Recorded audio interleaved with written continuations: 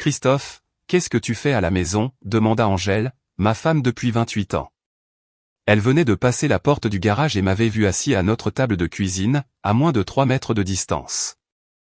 Son corps masquait partiellement le jeune homme, plus grand qu'elle, qui la suivait à l'intérieur. Comme toujours, Angèle était magnifique. C'est une femme superbe d'1,75 m pour 65 kg. Ses cheveux auburn sont coupés au-dessus de ses épaules. Elle s'habille toujours de manière professionnelle pour le travail. Aujourd'hui, elle porte un chemisier blanc. J'ai remarqué qu'elle avait un bouton de plus d'effet que d'habitude. Sa jupe en lin noir mettait en valeur ses jambes de classe mondiale, et les talons de 8 cm la complétaient à la perfection. J'ai brièvement réfléchi à la question idiote d'Angèle et lui ai répondu tout aussi stupidement, « J'habite ici ». Le bref éclair d'irritation, qui était devenu de plus en plus fréquent ces dernières semaines, a refait surface quand elle a lâché, « Bien sûr que tu habites ici. Ce que je veux savoir, c'est pourquoi tu es à la maison à 15h30. » Je dis en plaisantant à qui veut l'entendre que j'aime Angèle depuis notre première rencontre. J'avais un rendez-vous avec 4 des plus hauts responsables de son entreprise, et Angèle était leur assistante de direction. Elle m'a accueilli dans le hall et m'a escorté jusqu'à la suite de bureau de la direction pour mes réunions. 4 heures plus tard, alors qu'elle me raccompagnait au hall, j'ai tenté ma chance et je l'ai invitée à dîner. Le reste, comme on dit, appartient à l'histoire. À présent, le galant d'Angèle l'avait contourné et se tenait à ses côtés. Je m'attendais à moitié à ce qu'il ait un sourire narquois, mais ses yeux très intelligents montraient des signes d'inquiétude.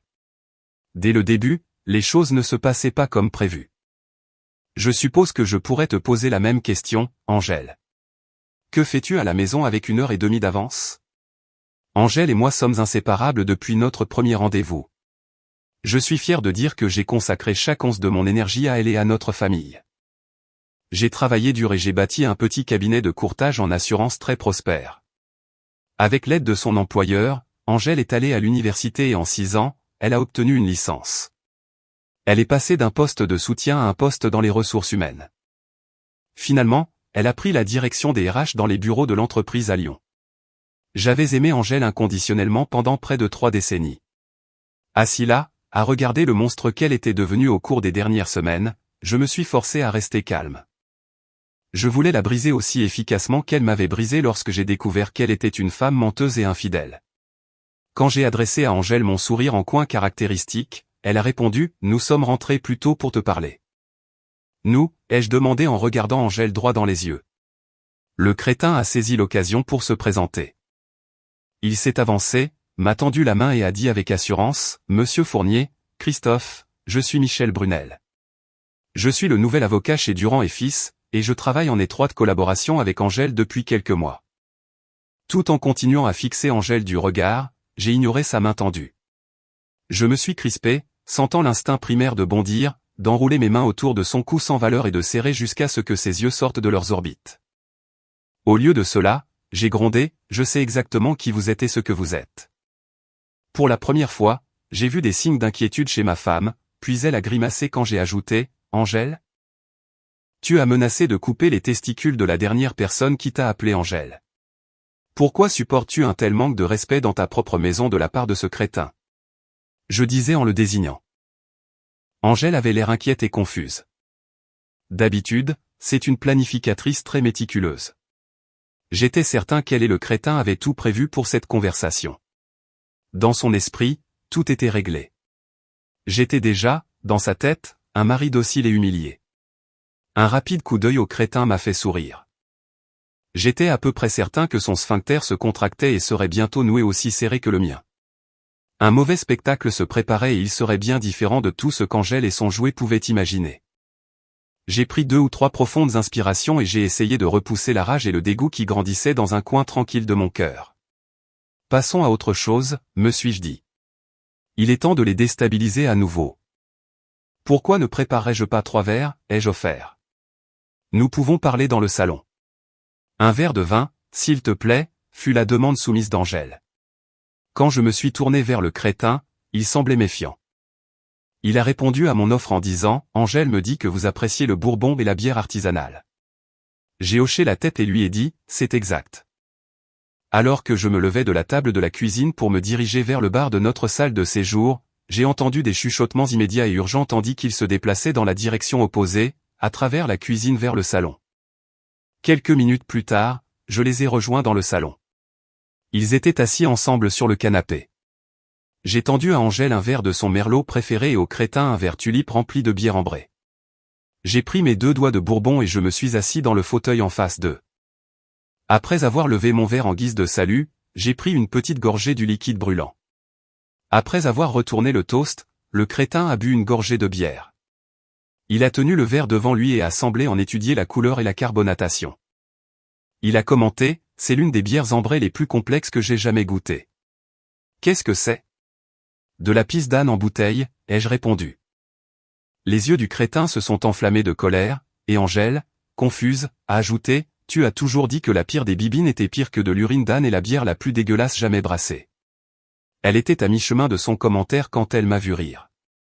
Elle a explosé, tu es un tel con. Nous sommes venus pour avoir une conversation calme avec toi, et tu n'as été que grossier et condescendant. J'ai souri et j'ai demandé, je suis un con, grossier et condescendant? Je suppose que nous devons vraiment commencer votre conversation. Je suis sûr que je suis sur le point d'apprendre comment avoir une conversation polie, édifiante et aimante de la part de ma femme toujours fidèle. Angèle a grimacé et n'a pas pu soutenir mon regard. Le crétin a pris le relais et a commencé, Christophe, nous sommes venus ici pour discuter. Je l'ai interrompu et lui ai dit, vous aviez raison la première fois. Excusez-moi. Il avait l'air confus, comme le sont souvent les crétins. Lorsque vous vous êtes adressé à moi pour la première fois, vous m'avez appelé Monsieur Fournier avant de m'appeler présomptueusement Christophe. Je préfère de loin, en fait, j'insiste pour que vous m'appeliez Monsieur Fournier. Alors que son visage commençait à rougir, j'ai terminé avec un haussement d'épaule et j'ai dit, ou monsieur. Au lieu de laisser le crétin continuer, je me suis tourné vers Angèle et j'ai demandé avec véhémence, de quoi veux-tu parler? Quand le crétin a semblé vouloir répondre, j'ai dit, je parle à ma femme. Asseyez-vous, buvez votre complexe urine d'âne ambrée et fermez-la. Angèle était furieuse et a explosé. Ton comportement cet après-midi a été dégoûtant. Je veux que ça cesse maintenant. J'ai hoché la tête et j'ai semblé réfléchir à sa demande. J'ai demandé, penses-tu que mon comportement est meilleur ou pire que ton comportement au cours des 5 ou 6 dernières semaines? De quoi parles-tu? Angèle était à moitié confuse et à moitié inquiète. Le crétin semblait retenir son souffle en attendant ma réponse. Je suppose qu'il était certain que leur plan soigneusement élaboré avait déraillé. Regardant Angèle droit dans les yeux, je lui ai dit, je ne sais pas ce qui me met le plus en colère, le fait que tu laisses ce petit crétin sans valeur avoir une liaison avec toi. Le regard stupéfait sur le visage d'Angèle était inestimable. Ses yeux se sont rétrécis et d'une voix feutrée, elle a posé l'évidence, tu sais? Il semble que j'ai plus d'amis dans ton bureau que toi. J'ai reçu un courriel anonyme de quelqu'un de chez Durand il y a 2 semaines. Le courriel m'avertissait que tu avais une liaison et contenait 3 pièces jointes qui te montraient lors d'un pique-nique au parc de la Tête d'Or. Les photos étaient complètes. Avec des mains tenues et des baisers. Je suis désolé que tu aies dû l'apprendre de cette façon. Angèle essayait de décider comment continuer quand je suis intervenu et j'ai demandé, alors, tu veux le divorce? Non. Elle a glissé au bord du canapé, s'est penchée en avant, a posé ses coudes sur ses genoux et a dit avec passion. Je t'aime et je ne veux pas de divorce. Ce que Michel et moi vivons est une aventure à court terme. Il est nouveau à Lyon et ne s'est pas fait beaucoup d'amis. Une fois qu'il sera installé, je suis sûr qu'il trouvera une petite amie régulière. Je suis désolé, mais ça ne me convient pas. J'ai signé pour une relation monogame avec une femme aimante. Au lieu de cela, j'ai découvert que la femme à qui j'ai consacré ma vie est une épouse infidèle. Un divorce convient beaucoup mieux à mes projets futurs. Angèle a supplié, Christophe, arrête. Je ne veux pas de divorce. Et je ne pense pas que tu en veuilles un non plus. C'est une aventure unique et rien de plus. Je suis attiré par Michel et je voulais un peu plus d'excitation dans ma vie. Ce n'est jamais arrivé avant. Ce sera bientôt fini et ça n'arrivera plus jamais. Je te le promets. J'ai pris une petite gorgée de mon bourbon et je suis resté silencieux quelques instants avant de répondre. Premièrement, tes promesses n'ont aucune valeur. Tout le monde dans cette pièce sait que tu es une menteuse. Angèle était sur le point d'exploser quand j'ai parlé plus fort qu'elle et j'ai dit, et deuxièmement, pourquoi devrais-je croire que c'est ta première liaison? Pour autant que je sache, c'est ta 51e. S'il te plaît, tu dois arrêter et réfléchir. Nous avons travaillé ensemble pour construire notre famille.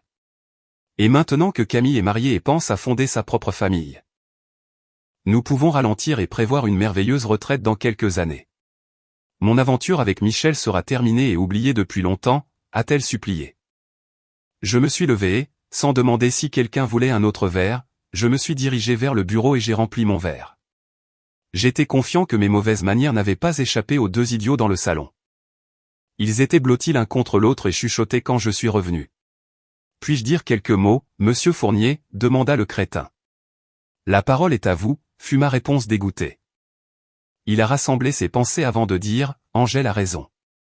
Notre relation n'est qu'une aventure à court terme. Je regrette d'avoir entraîné une femme mariée dans une liaison. Je n'avais jamais fait ça avant. Mais nous nous sommes bien entendus. Comme vous le savez. C'est une femme spectaculaire. Votre menace de divorce, bien que compréhensible dans le feu de l'action, se révélera imprudente à long terme. Vous avez investi des décennies ensemble. Ne jetez pas tout ça. Angèle craignait au départ que le contrat de mariage que son père vous avait fait signer à tous les deux ne lui fasse perdre une grande partie de ses biens en cas de divorce si nous étions découverts. Je peux vous assurer, en tant qu'avocat, qu'un contrat de près de 30 ans peut facilement être annulé. Les lois changent. La terminologie juridique devient obsolète. N'importe quel avocat compétent fera rire le tribunal de ce document. Mais plus important encore, vous avez besoin d'une preuve irréfutable d'infidélité. À part quelques légers flirts publics innocents que certains de nos collègues ont pu voir, je suis convaincu que vous n'avez pas les preuves nécessaires pour faire appliquer le contrat. Alors qu'il terminait son brillant exposé juridique, je me suis demandé comment ma femme avait pu devenir aussi stupide. Me tournant vers Angèle, je me suis interrogé. Je ne comprends pas pourquoi tu accepterais les conseils juridiques d'un avocat d'affaires diplômé dans le dernier quart de sa promotion d'une obscure faculté de droit de province. Comment le savais-tu? Le crétin n'a pas fini sa phrase que j'ai répondu. L'une de mes nombreuses devises est « connais ton ennemi ». J'ai continué en reportant mon attention sur Angèle. Quel est ton plan pour la suite, Angèle?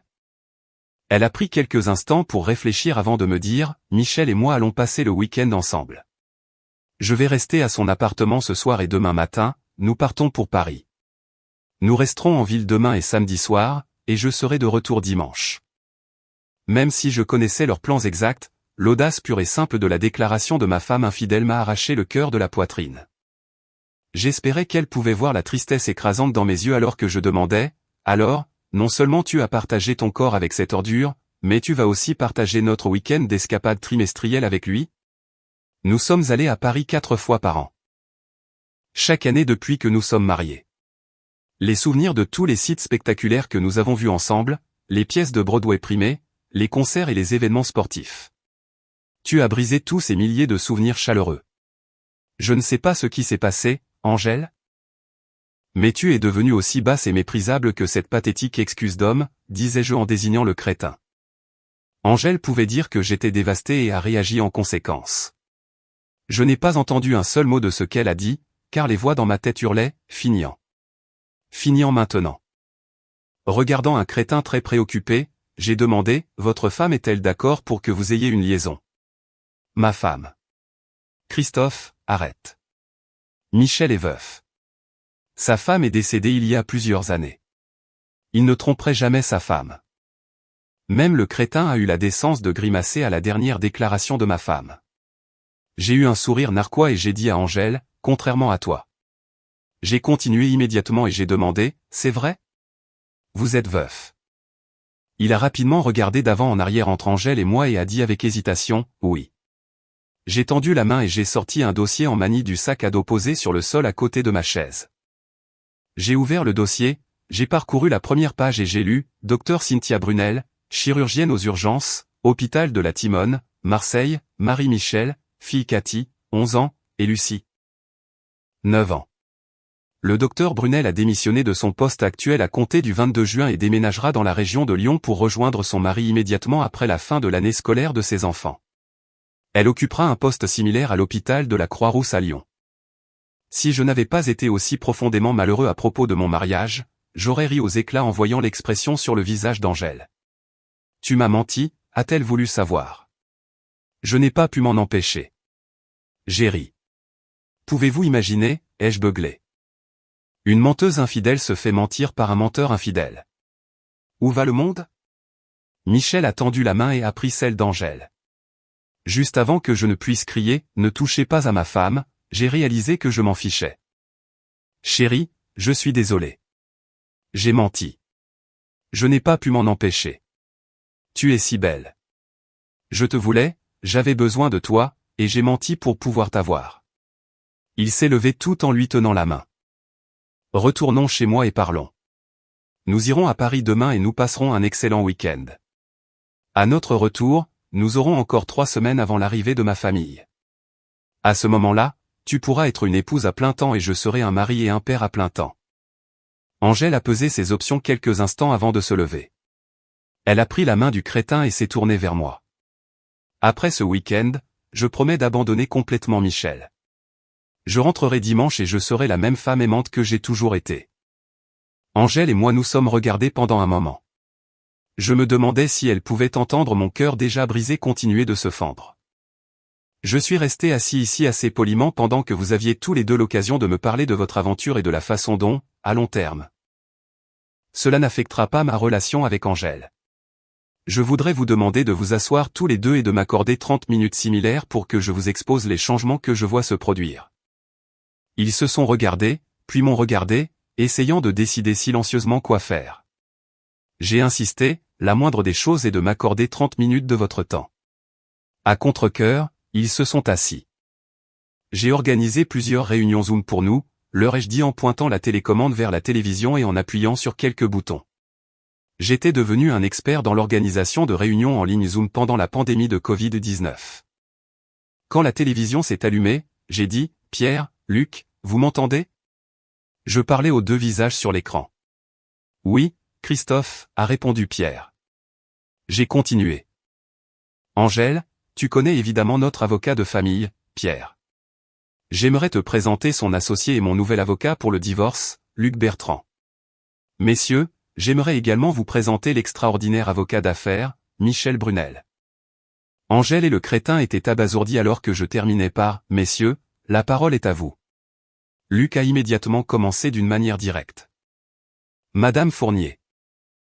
Je représente votre mari dans votre prochain divorce. Les papiers ont été déposés au tribunal cet après-midi. Je vous serais reconnaissant de prendre un avocat et de prendre des dispositions pour être officiellement signifié. Je vous donne jusqu'à lundi en fin de journée. Si je n'ai pas de nouvelles de votre avocat, nous engagerons un huissier de justice. Nous avons demandé le divorce pour faute, en invoquant l'infidélité. Nous avons un rapport d'enquêteur privé qui documente en détail, avec des preuves audio, visuelles et de télécommunication, votre liaison avec Monsieur Brunel. » Alors que Luc terminait sa dernière déclaration, j'ai jeté un deuxième dossier en manie sur la table basse devant Angèle. Le bruit sec les a fait sursauter tous les deux. C'est une copie de notre demande de divorce, y compris le rapport de l'enquêteur privé, ai-je dit au couple stupéfait. Pendant que le crétin attrapait le dossier, Angèle s'est retournée vers l'écran. Nous insisterons pour que le contrat de mariage soit pleinement appliqué. Je sais que vous êtes consciente que tous les 2 ans, toutes les affaires juridiques, professionnelles et personnelles de votre famille sont révisées. Dans le cadre de cette révision, le contrat de mariage a été amendé afin de rester conforme aux directives légales actuelles de l'État. Comme nous avons votre signature notariée pour chaque mise à jour au cours des 28 dernières années. Je suis certain à 100% que le contrat de mariage est pleinement exécutoire. Suite à un vote hier soir par le conseil d'administration du cabinet Fournier. Vous êtes relevé de toutes vos responsabilités d'entreprise et vous n'êtes plus associé de quelque manière que ce soit au cabinet de Monsieur Fournier. Vous aurez 7 jours pour rendre votre voiture de société.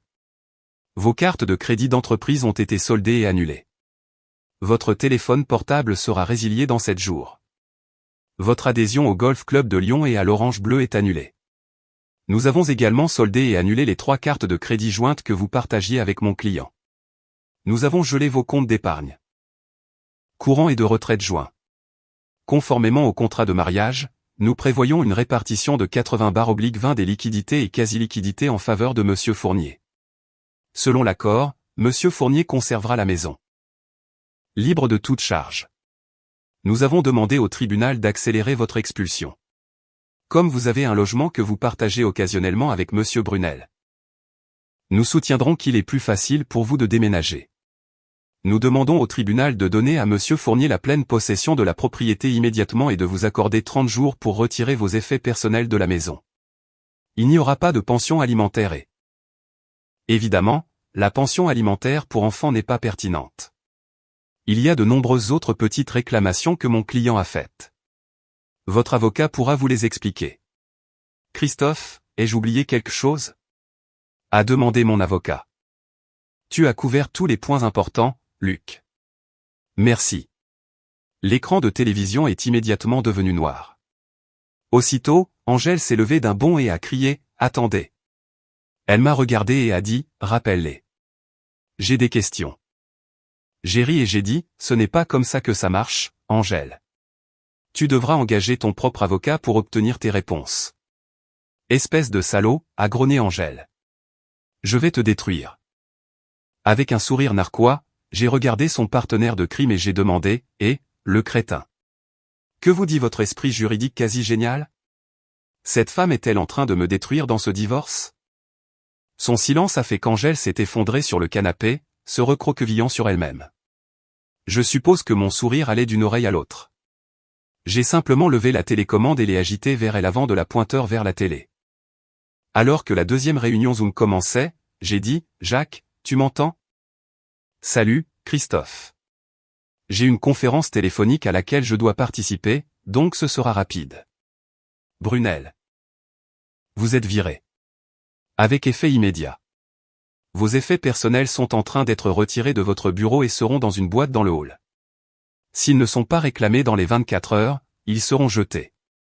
Vous ne recevrez pas de recommandations. Angèle. J'ai entendu son patron ralentir et soupirer. J'ai regardé Angèle et je l'ai vue trembler. Elle était morte de peur. Je ne peux pas vous dire à quel point je suis déçu. Votre comportement en tant que membre senior de mon personnel est inexcusable. Cela dit, 29 ans de service exemplaire doivent être pris en compte. Votre poste à Lyon a été supprimé. Je vous offre le même poste dans nos installations de Lille. Vous avez une semaine pour décider si vous acceptez le transfert et 30 jours pour déménager à Lille. L'écran est redevenu noir alors qu'Angèle pleurait dans ses mains et que le crétin s'affaissait sur le canapé. Je souriais narquoisement au crétin. Quand il m'a vu, sa rage a commencé à monter. Il était plus jeune, plus grand et, je suppose, plus fort. Malheureusement pour lui, il était aussi bête qu'un sac de pierre. Alors que le crétin était sur le point d'exploser, j'ai de nouveau agité la télécommande, l'ai pointé vers la télé et j'ai appuyé sur un bouton. L'écran s'est allumé et j'ai demandé « Docteur Brunel, vous m'entendez ?» Le crétin et Angèle étaient assis dans un silence stupéfait. Ils étaient blancs comme des linges et leur bouche était béante. Le visage d'une belle blonde a rempli l'écran. Elle a dit « Je vous ai demandé de m'appeler Cynthia. » Désolé, Cynthia. La parole est à vous, ai-je répondu. Michel, j'ai demandé le divorce. Attends-toi à être signifié dans les prochains jours. Les enfants et moi resterons à Marseille. J'ai pu conserver mon poste actuel à l'hôpital. Le crétin a supplié, Cynthia, s'il te plaît. Nous pouvons arranger ça. Ce n'était qu'une aventure. Le visage sur l'écran avait l'air dégoûté. J'ai fait quelques recherches depuis que Christophe m'a contacté. C'est le 3e emploi que tu perds parce que tu n'as pas su garder ton pantalon. Après avoir reçu le rapport de l'enquêteur privé, je l'ai contacté et lui ai demandé de creuser un peu plus. Tout le monde regardait attentivement l'écran quand Cynthia a continué. Madame Fournier, connaissez-vous Alice Pasquier, Joël Lemaire, Thérèse Janson, Sandrine Philippe? Quand Angèle n'a pas répondu, Cynthia a ri et a dit.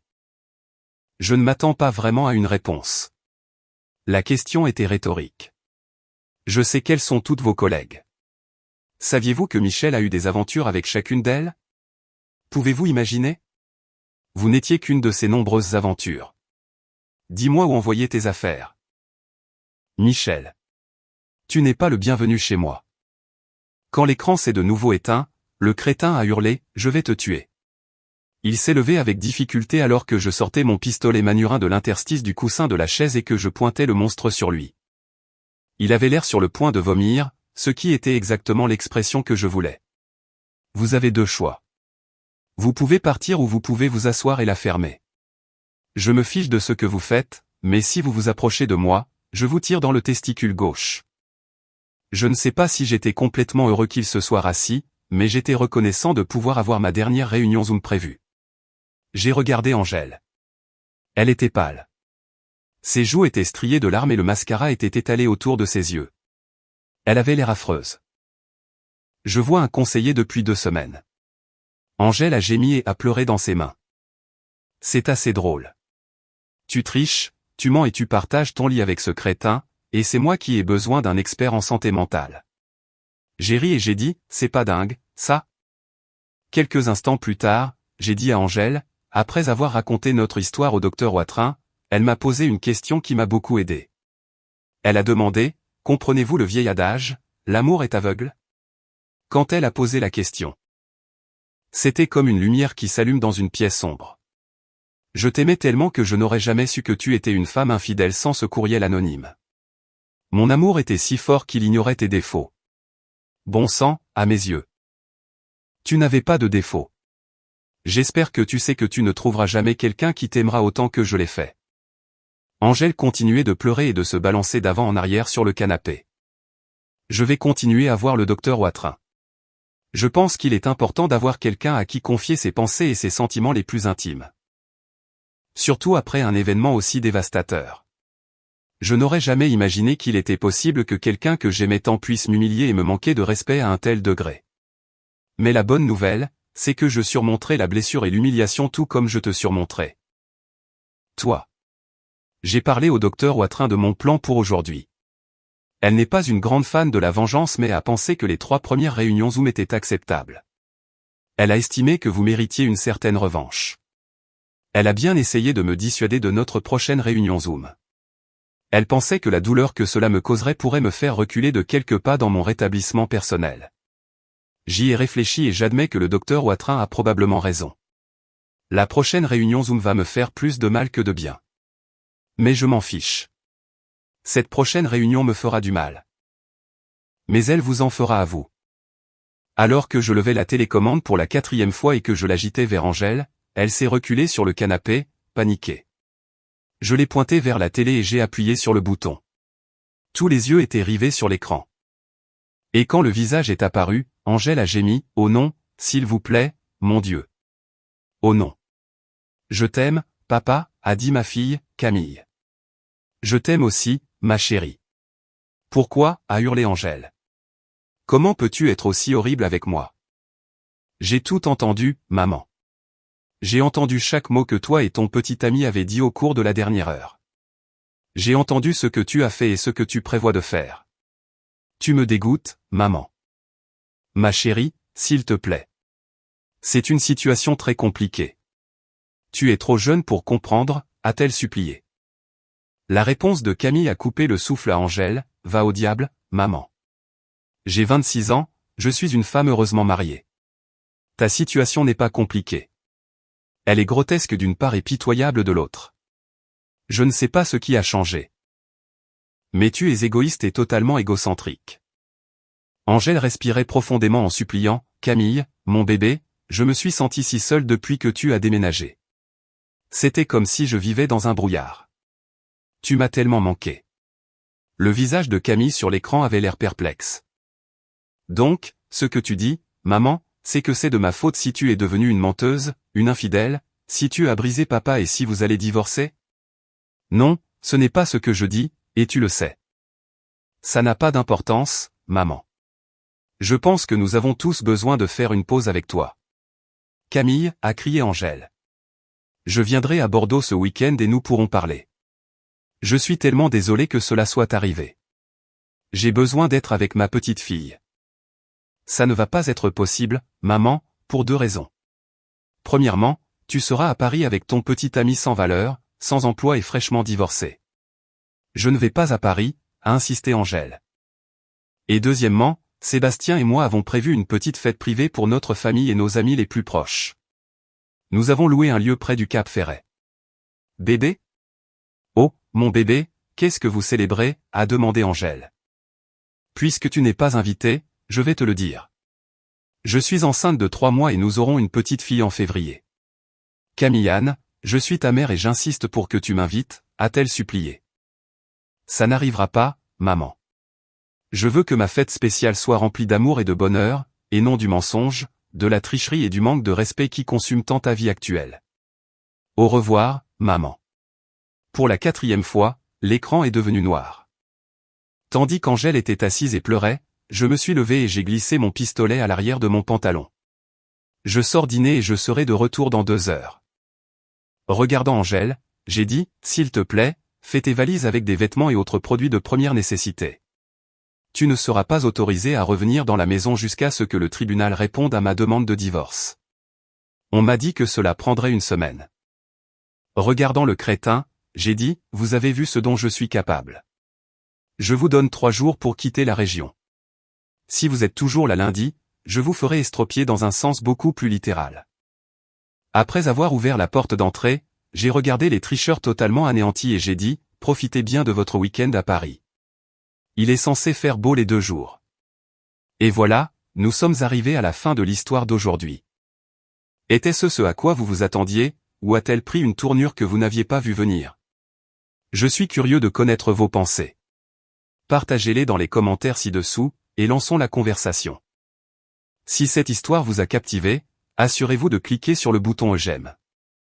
Et si vous êtes nouveau ici ou si vous ne vous êtes pas encore abonné, c'est le moment idéal pour rejoindre notre communauté. Je vous apporte des histoires fraîches et captivantes tous les jours, alors cliquez sur ce bouton d'abonnement et activez les notifications pour ne jamais rien manquer. Merci d'avoir regardé et à la prochaine.